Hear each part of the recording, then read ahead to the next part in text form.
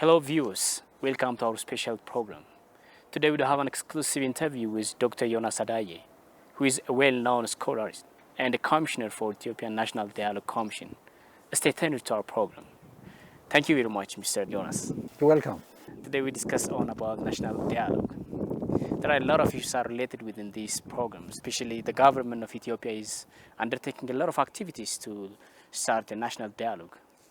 What is the process and what is your comment in this regard?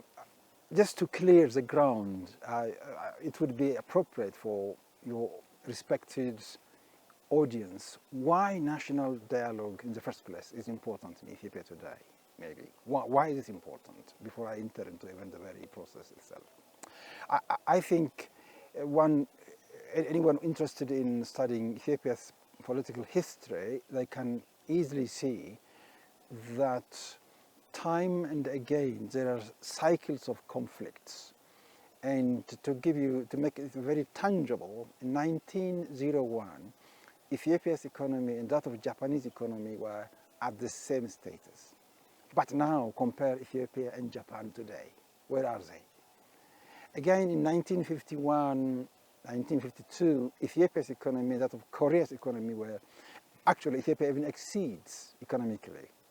When you compare Ethiopia with Seychelles, with Botswana, with all of them, Ethiopia by then far exceeded. Today, compare Ethiopia with all those countries, far back, to be honest, in terms of global peace index, in terms of state fragility, in terms of HDI, Human Development Index, you can see Ethiopia being at the bottom. Why? Fundamentally because of violent conflict. So the conflict continued, just like the saying in Greek mythology, Greek philosophy, there is a god called Sisyphus. Sisyphus happened to outsmart and outwit other gods such as Zeus, and therefore he was condemned for eternity to push a big rock to the top of the mountain. But the rock would come back, rolling back again. Then he had to push, then rolls back. Ethiopia's conflict looks like Sisyphus syndrome. So you can see during Menelik time, bringing Ethiopia together, during Haile Selassie's time, particularly on the civilization, modernization era, again during the Derg, socialism, during EPRDF, developmental state, in all the cases, the cycle of conflict continued. Then, the people of Ethiopia, the state of Ethiopia, the government of Ethiopia should stop somewhere and then think, why are we going back all the time like Sisyphus? And shouldn't we really take time to think about this, discuss among ourselves, come back to our mind? So that is a foundation for the need for talking rather than fighting, for making sense, understanding that Ethiopia is really in social crisis, political crisis, security crisis, internal. Ethiopia almost fighting against each other, not with anyone else, just within. So the best way Ethiopia's government, current one, thought that starting the talk, looking for fundamental reasons, particularly root causes or structural causes, and then coming to build sustainable peace across the nation, so found out to be a lasting solution to build resilience, to build peace, to build the nation, to build sustainable states and credible, legitimate state is through dialogue. So the rationale behind this national dialogue definitely lies there. That is building a new political culture. And that is the underlying cause.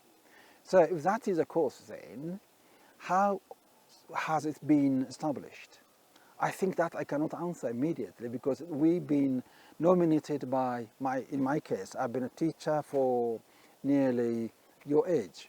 I don't have to make entire audience looking at you and guessing your age.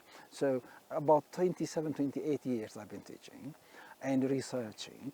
And in that area, I had a lot of students in the military, in the police, security, civil society, and of course professional teachers. So they gave my name to House of Representatives, and then I was asked to join and walk the talk. That is what, because I specialize in peace studies. A PhD was in studying peace. What causes peace? How peace can be developed? Positive peace can be established. So then they wanted me to walk the talk. What I'm teaching in classroom should be practiced, translated to transform society. So that being the case, then I have to get engaged into it. And the process, I know that I was asked to submit my CV, and finally from nearly 8,000 and then 640 and from 75 and from 42, finally 11 of us were selected and tasked with conducting national dialogue. Where are we now? We divided the dialogue process for our convenience into 5 steps.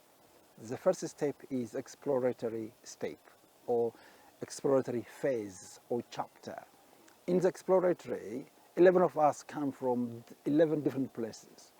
We knew each other almost, except Professor Masfen, who happens to be my colleague. He from psychiatry, I from peace studies, from the same university. The rest, to be honest, I have never met them.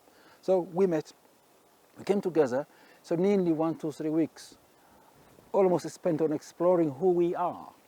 I stress on this simply because in some countries, without mentioning the names, when the very committee, particularly on national dialogue, failed to understand each other, that led to the failure of the entire project, simply because they came with their respective party interests. So they started to put priority to their interest rather than national interest, their party interest, the group interest, the ethnic group interest, religious group interest. And that caused chaos in the very national undertaking. So as to prevent then that, we had to come together, understand who we are, how we could possibly get engaged, and how we can rebuild the nation and have this philosophy of peace by peaceful means across Ethiopia, make peace a culture. So that exploratory step was the first one, looking into ourselves before we look outside literature and then start communicating. So immediately under this exploration, then we started what other countries have done, say in Libya, Tunisia, Guatemala, many countries, and Kenya just here, South Africa, Rwanda, and in Latin American countries, a number of countries actually, but particularly Colombia as the best example that we had to. So we tried to explore that literature so as to make it in a better sense, adapt to Ethiopia's context. So that is exploration. From that exploration, we moved on to preparation. Preparation is designing the tasks, designing the very dialogue for debates, for discussions, which the third is called process, the very undertaking of discussion itself. So we have exploratory step, and then we have preparatory or preparation step, and then a process stage. The fourth one is delivery stage, delivering the agenda that people raised as fundamental ones.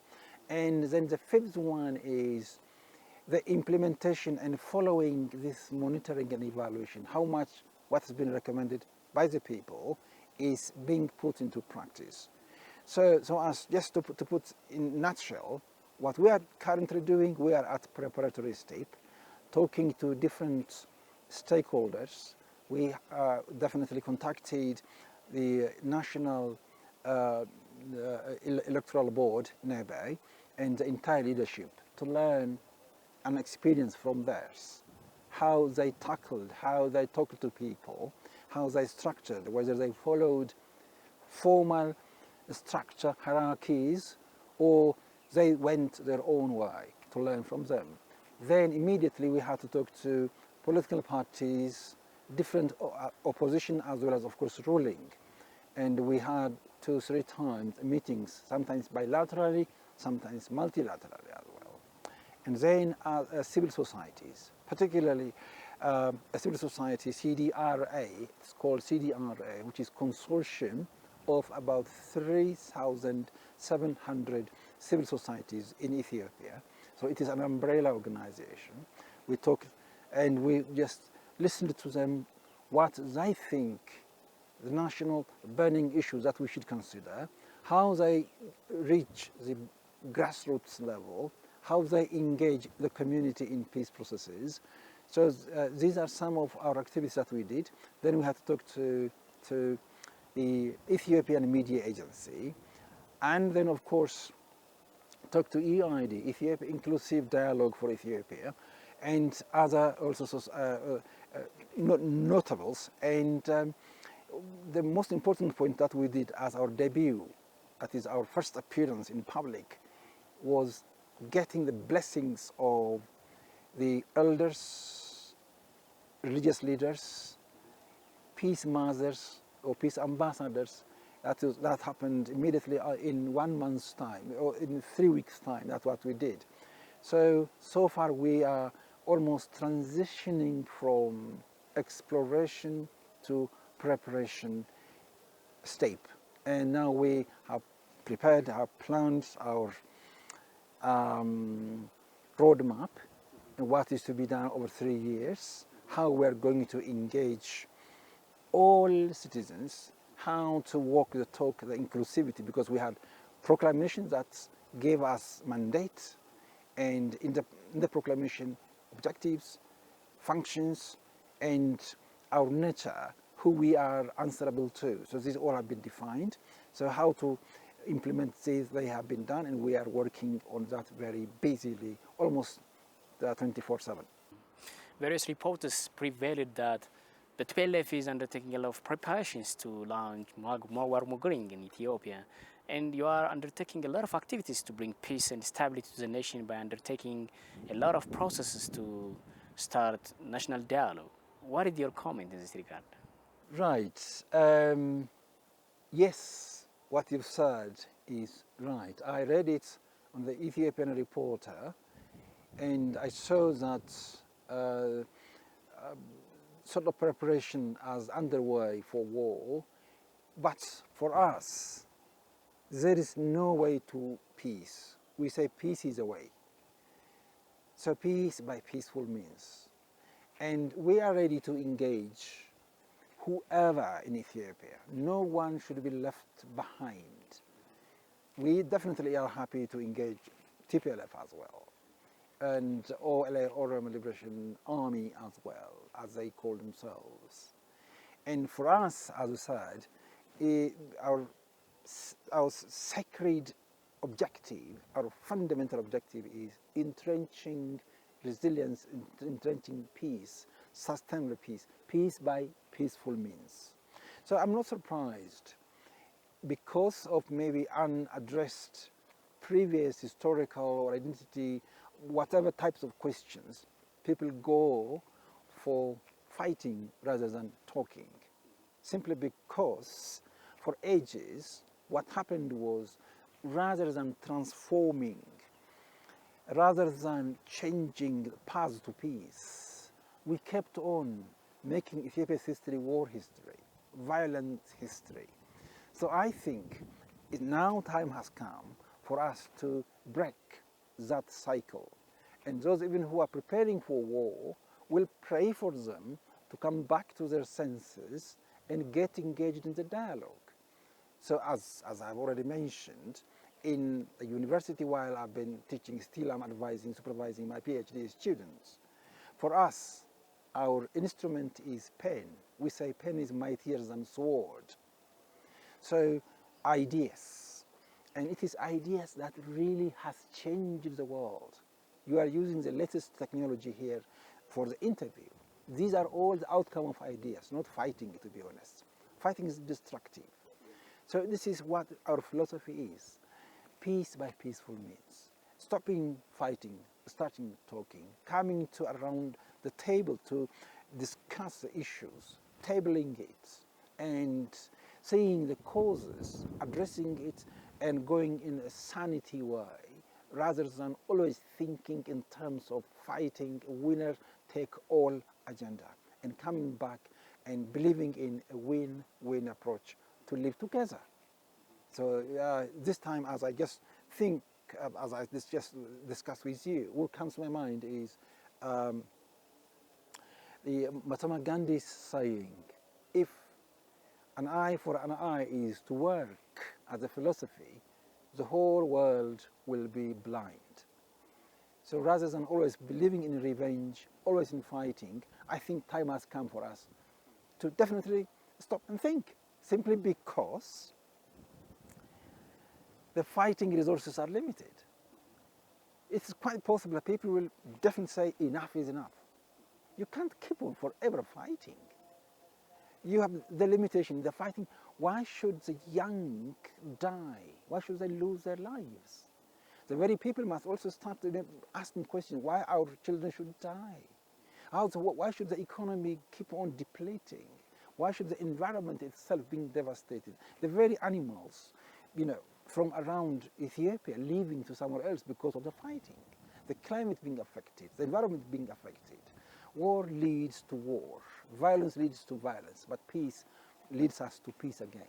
So that is really our thinking, and the very foundation of national dialogue is peace by peaceful means. So we appeal for them to come back to their senses and take our invitation, our advice that peace by peaceful means. Let's come together and discuss.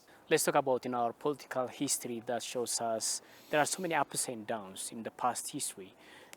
There are also a saying that is my way or the highway. Such kind of issues are the major limitations that the community are facing recently.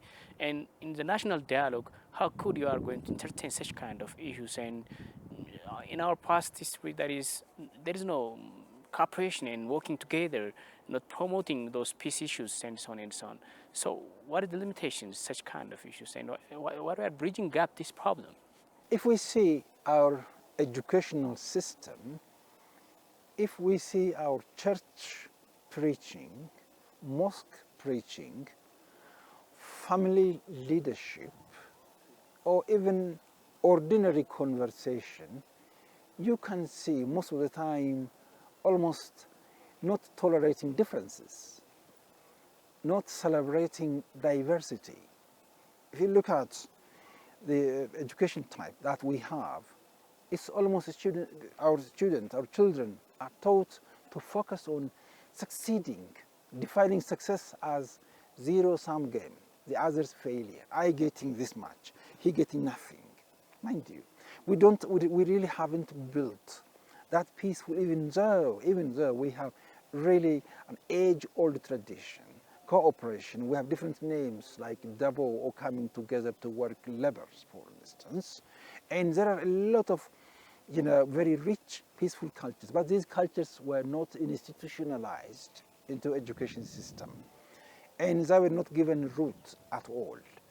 And I think in the very culture, we have this violence breeding violence. If you look at the names in different traditional settings, I don't have to mention only one ethnic group, but the entire Ethiopian context, of course in the world history as well, that violence is believed to be this realism thinking, that winners taking all, as you said, my way is super highway. Therefore, if you not go my way, then you're out of it, you're out of life competition itself. So such belief systems must be rethought, revisited, that Ubuntu philosophy, I am because we are. Our communality constitutes our success. So success should be seen as not defeating or beating the other, but winning together, win-win approach. So the very philosophy had some difficulties, particularly what prevails in the Western education system, to be honest. Mostly zero-sum game, rather than winning together. Because we have, as exactly again Gandhi said, we have enough for each one's need, but we don't have enough for each one's greed. So this greed of resources alone. Unless I rule this country, Unless all resources are under me, then the entire country should go to hell. I think that thinking, that zero-sum thinking, is really dangerous. So in our school playground, we haven't taught our students to cooperatively play from doors down in kindergarten. At the family level, we haven't promoted dialogue, engaging, looking into each other's eyes and discussing differences. But we'd go for beating and punishing, corporal punishment, for instance, as a way out. So I think we have these things which should really be revisited. And the education system leads to our history then. Unless we go into education, which could transform entire society, what we call transformative pedagogy, unless we introduce it, such as peace education, as I saw in Korea, as I saw in Japan, in most Scandinavian countries, in other developed countries, and also developing countries, particularly in Botswana, in Seychelles, in Tunisia, in some other areas at the same time. But I've been working with them. This is what we call GCED, Global Citizenship Education, Peace Building Education, Peace Education, which Ethiopian Ministry of Higher Education started. I think now Ethiopian Ministry of Education also is promoting that too. So I think it's these that can transform Ethiopia's violent history into peace history, that can transform the fighting forces into producing forces as well.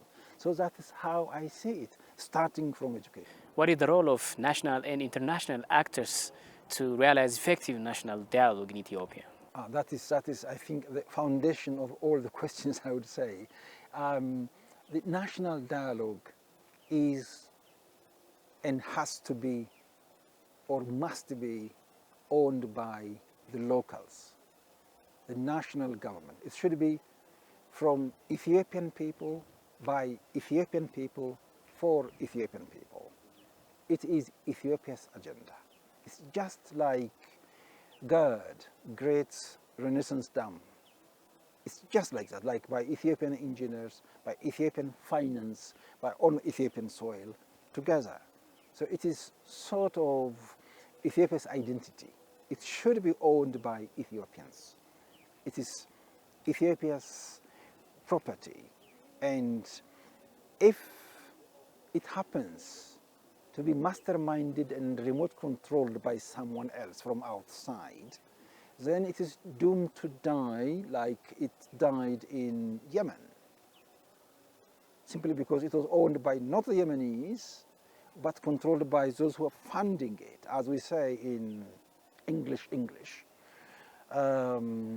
He who pays the piper, he who pays the piper chooses the tune.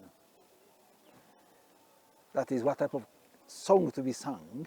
The pairs himself or herself mastermind it. The person who pays money to that singer masters the entire process. So if Ethiopia doesn't own, Ethiopia the people, if government alone owns it, then that's also failure. It is by Ethiopian people, the very broad people. And that's why we are accountable to the parliament than to the Prime Minister's office, publicly. This is also announced by the very opposition parties, civil societies as well. It is in line with their demand as well, to be honest. So what's the role of then the local people? It is their agenda. It is they who produced us, who brought us to this level, who commented, who nominated us, and who are also masterminding, who are also following us, advising us at the same time, monitoring us. We are answerable to the people. So that being the case, then, they have to also keep it as well from spoiling parties as well, from different propaganda. It is because it's their own, just like Great Renaissance Dam. So that is one thing. Secondly, this, what I've said, national ownership does not exclude international involvement. Why? Simply because the philosophy of peace shows us that peace is indivisible. We don't have as such Ethiopia's peace alone. When Ethiopia is at peace with herself, within ourselves here, then that peace dividend has huge implication to the peace of the Horn of Africa, peace of Africa, peace of the world.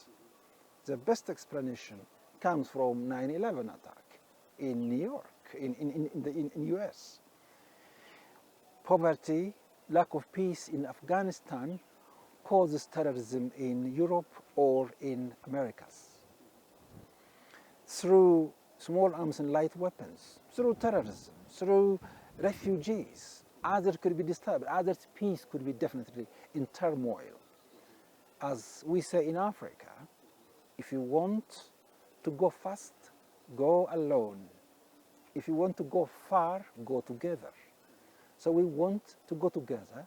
We want to work with international actors because Ethiopia's peace is their peace as well. Peace and security are not divisible at all. They are very much interlinked theoretically as well as practically. So that being the case, then international community already have, of course, showed commitment.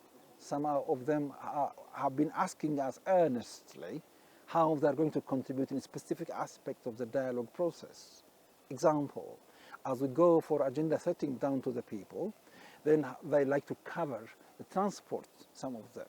Others, when we want to have education, particularly educating the public on what's meant by dialogue, why dialogue is important, how dialogue is different from other speech acts, such as conversation or discussions, mediation or negotiation, then there are others who like to cover that education processes and data collection and facilitating and structuring the network and community outreach.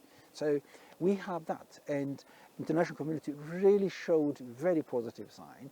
We invited also some of them, if not all of them, to hear, and just as we invited opposition parties, as we invited civil society and the media, we also invited them and we also updated them on the state of the art where we have reached. So both national and international actors have dynamic, decisive role to play together, for peace is a collective action. It is a holistic approach. Let's talk about the Horn region. I think, Doctor, you know that there are so many extremism tendencies that we have seen in the Horn region. There are a lot of turbulent activities held in the Horn region. There are a lot of actors in the Horn region, including Ethiopia, Djibouti, Eritrea, Somalia, Kenya, and other communities. And can you say there is some superpowers like China, United States of America, and Russia intervention in this region to control the socio-economic infrastructure? And what can we say in this regard? Thank you. I think we can see it from geopolitics perspective. I think that geopolitics can explain the very location of the Horn of Africa is almost self-explanatory. If you look at the very location, you can see it is a confluence point where you have Europe, you have Americas, you have Asia as a whole. It is a meeting point for all continents, literally, all continents confluencing there. Then anyone controlling that area literally controls the whole world. And it is not unnatural for human beings to crave, to die for, to compete for upper hand. It is in us at the same time. Unless we tame that aspect, unless we make it in a sort of civility, engaging in a civilized manner, thinking of each other and thinking of environment, and unless we do that, definitely it's destined to destruction, unless there is really care. And so the very geopolitics explains why we see the presence of almost all powerful countries on the port of Djibouti. We can count one by one. What is the gravity that brings them together? Number one, the entire security structure change since the end of Cold War. During the Cold War time, you could observe the shift of alliance, sometimes with the West, some other time with the East. Example, USA aligning with Haile Selassie's regime during the Cold time, but with Derg, then with Somalia, and then of course having proxy war. And at the same time again, that area of Red Sea as a whole, people competing because they have a lot of interest, not only controlling entire sea passage, not only simply fighting piracies and going for blue economy and controlling the rest of Africa and of course the rest of the world for sea passage, sea routes, but also show off of force just in case if there is any conflict, possible conflict in the world. And that's just, I went back historically, but when I come back to the current situation, you can see war of word between the United States and that of China. And you can also see the presence of Turkey there, in Russia there, NATO there, Britain, many countries. It's mainly, one can say, economic interest, so as to control Africa, if you like, in the main, and then the entire route, the geopolitics. Because as we a moment ago mentioned, when you control that area, you have upper hand in controlling the piracy as a whole. And then that competition also gives birth, gives space for other powers. For instance, if US is there, then why not China there as well? Because China would, according to history of China, political history of China, would not come with preconditions or naming and shaming, irrespective of the nature of the government, more interested in doing business rather than masterminding or muscle flexing of the government, but rather working with the people, investing in the people, and at the same time, of course, respecting differences without saying my way is superhighway, follow my way or you are done. No, rather getting engaged, dealing with a bit business on equal footing, respecting cultures as well. And then others would come, well, democratize your politics and liberalize your economy, otherwise you are doomed to die. So others will show, look, my ideology is better than your ideology, therefore I am more attractive to this area than you are. You can see these competitions. All of them, of course, are definitely for their individual, respective national interest. That is undeniable. And you have this the ABC of political science or international relations, that there is no permanent friend, but rather permanent national interest. So that national interest is the driving force. It doesn't stop there. Then you have, at the same time, poverty in Horn of Africa. While the resource is a center of attraction for the superpower, lack of resource is a cause for conflict at the same time here. Particularly when there's a lack of resource, I mean good governance, evenly distributing that resource, extracting the very resource and making use of it for the good of society because of the limited technological level, educational level. Take Somalia. The Somalia's agriculture alone could have been enough to feed entire Africa, to be honest. The blue economy, the rich resources in the ocean, Indian Ocean, that would have been really enough for almost all human beings, to be honest. But education is limited, level of education is limited. So for 27 years, for 30 years, there are Somali youth who had no access to education. After the fall of Siad Barre, students didn't go to, the youth didn't go to schools. Hence, you have Al-Shabaab, the youth in Arabic, the youth movement. It's just similar to that of Boko Haram in the West. It's very serious.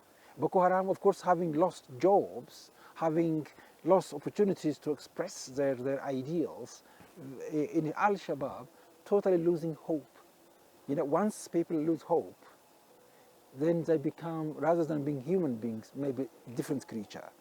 And then they don't care about peace and stability of an area. Then they use terrorism as a means. That's a real challenge, of course. One, the colonial legacy. Number two, poverty, the here and the now. Number three, porous borders. Number 4, the availability of small arms and light weapons spread across the Horn of Africa. And then add into that lack of definitely responsible, transformative leadership in the Horn of Africa. You have IGAD as regional, but it is just sort of economic community rather than political community like that of ECOWAS, for instance. 15 member countries of ECOWAS, they have only one passport. Here, we don't have it in the Horn of Africa, to be honest, simply because of lack of leadership, nothing else. It's over to me. Here, Jonas is speaking as academician, not as a commissioner. Be careful there. Yes. So that's another area to be really considered. And that's why when the youth lack hope, when they don't have hope, then their hope starts almost killing themselves as well, taking any organization that can help them to fulfill their desire. It could be joining Al-Shabaab or Al-Qaeda or any other.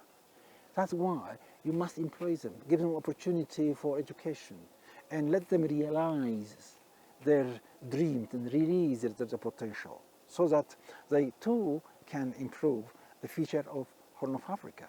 So the cause goes there, then you can see truly a dilemma here. Because of abundance of resource, you can see superpower competing.